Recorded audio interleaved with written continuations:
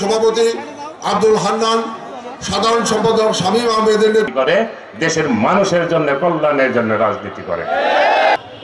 BNP গত 17 বছর এই বাংলাদেশের মানুষকে ঐক্যবদ্ধ করে স্বৈরাচারের পতন, গণতন্ত্রের মুক্তি, নিরপেক্ষ সরকার অধীনে অবাধ সুষ্ঠু নিরপেক্ষ নির্বাচনের দাবিতে সংগ্রাম করেছে। বক্তৃতা দেওয়ার সুযোগ করে দিতে পারবো না। এর জন্য পরিচিত মুখ মেলান্দ মাদারগঞ্জের কৃতি সন্তান জনাব মুস্তাফিজুর রহমান বাবুল ভাই আমাদের মাঝে উপস্থিত আছেন।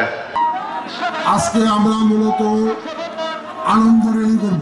অ্যাক্টিং চেয়ারম্যান জনাব তারেক রহমানের সাথে ঘণ্টাকাল ব্যাপী যেই বৈঠক অনুষ্ঠিত করেছিলেন, সেই বৈঠকে উনি বলেছিলেন আগামী ফেব্রুয়ারিতে রোজার আগে বাংলাদেশের জাতীয় সংসদের নির্বাচন অনুষ্ঠিত হবে।